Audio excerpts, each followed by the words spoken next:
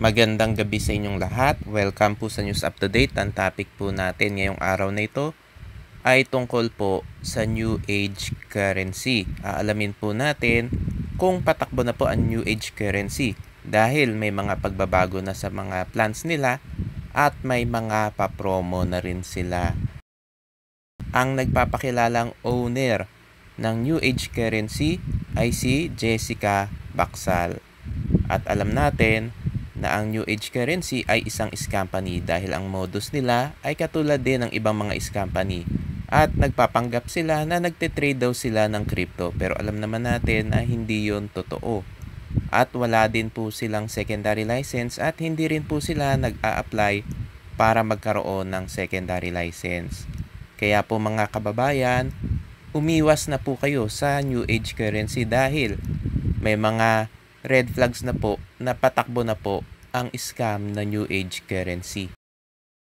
Tignan natin yung mga bagong plans nila. Una, yung New Ruby Plus plan.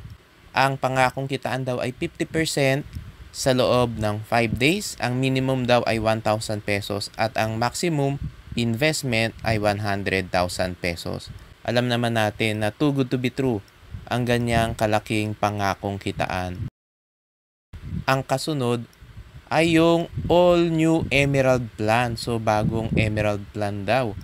Ang pangakong kitaan ay double your money o 100% sa loob lang ng 10 days. At ang minimum investment ay 1,000 pesos din.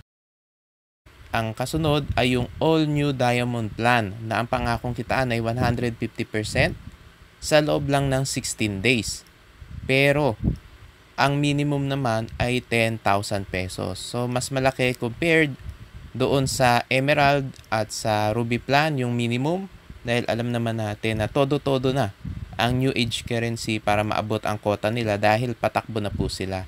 Alam naman natin mga kababayan na kapag ang isang company po ay may mga pagbabago sa Complan, ay naghahanda na po yan tumakbo. Kaya mga kababayan, kapag may mga nakikita na kayong mga pagbabago sa Complan, sa mga patakaran, lalo na po kapag may mga papromo na at talagang todo-todo na sa mga papromo, umiwas na po kayo dahil yun po ay isang red flag na patakbo na ang isang company.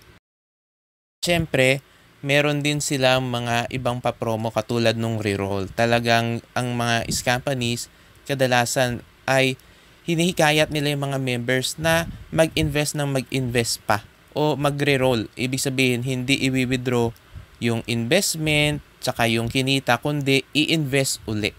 At syempre, may mga pangako sila kapag nagre-roll ka. At ang plan nga nila sa pagre-roll ay every Tuesday daw ay available yung re-roll at pwede mo daw i-roll yung passive at referral income mo at makakasave ka daw ng 5% withdrawal fee.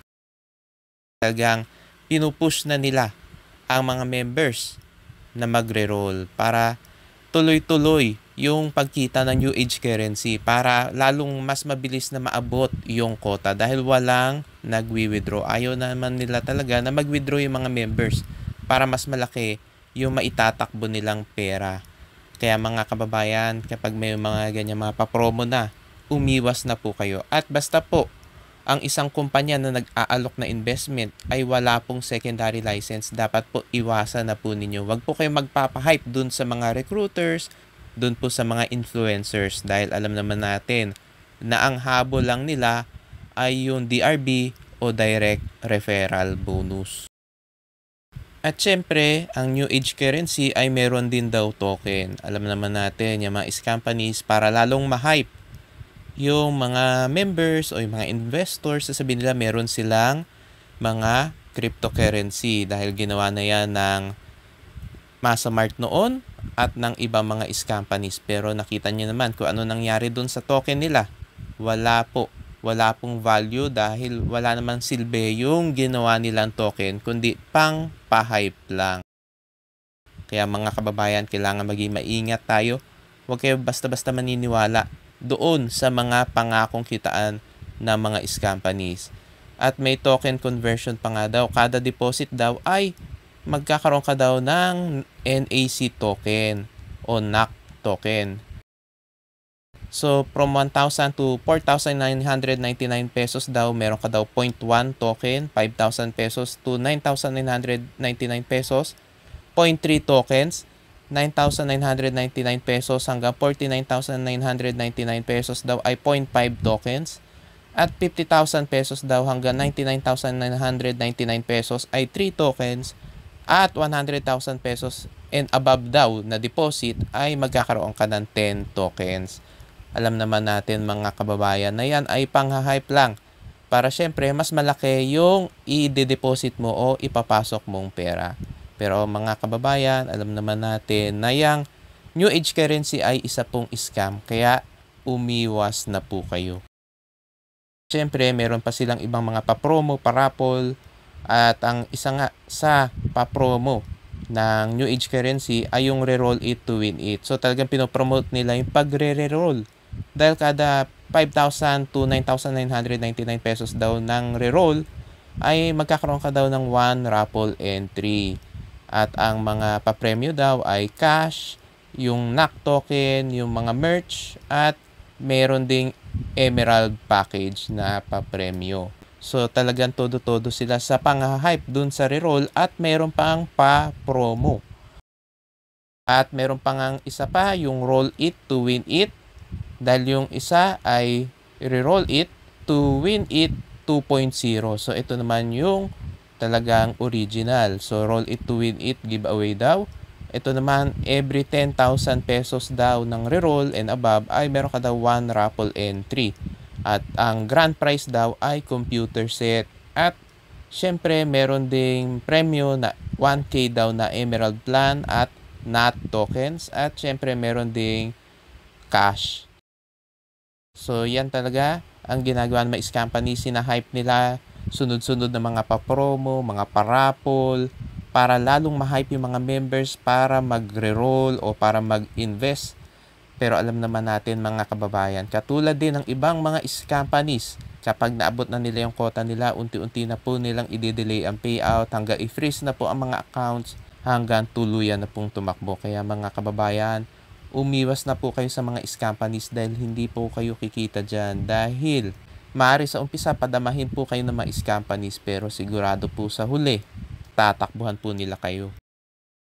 At syempre, ang New Age currency ay may mga pa-charity na rin. Alam naman natin kung bakit nagpapa-charity mga companies para akalain ng mga tao na talaga mabait yung CEO at tumutulong sa tao. At syempre, ang iisipin nila kung nagpapa-charity ay hindi naman siguro yan tatakbo o hindi naman niya mang-i-scam.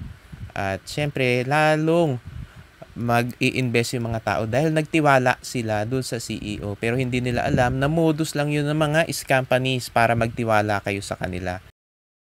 Pero kapag naabot na nila yung quota nila, tatakbuhan po nila kayo dahil marami na pong mga scam ang nagpa-charity din noon pero ngayon wala na po. Kaya mga kababayan, wag po kayong maniniwala dun sa mga pangha-hype ng mga companies, doon sa mga too good to be true ng mga investment plans, doon sa kanilang mga pa-promo, doon sa kanilang mga parapol, at doon sa kanilang mga pa-charity dahil modus lang po nila yan para maengganyo kayo na sumali sa kanilang company. Mga kababayan, kumpirmado po natin na ang New Age currency po ay isang scam at malapit na po silang tumakbo. Kaya umiwas na po kayo at kung kayo po ay nakapag-invest na dyan, ay mag-withdraw na po kayo at humingi na po kayo ng refund. Mga kababayan, dapat po bago po kayo sumali sa kahit na anong investment, dapat po i-check nyo po yung legalities nila. Dapat po kumpleto sila sa legalities. Dapat po SEC-registered at meron po silang secondary license. At kapag wala po silang secondary license, dapat po iwasan na po ninyo. Huwag na po kayo mag-i-invest sa mga ganong kumpanya.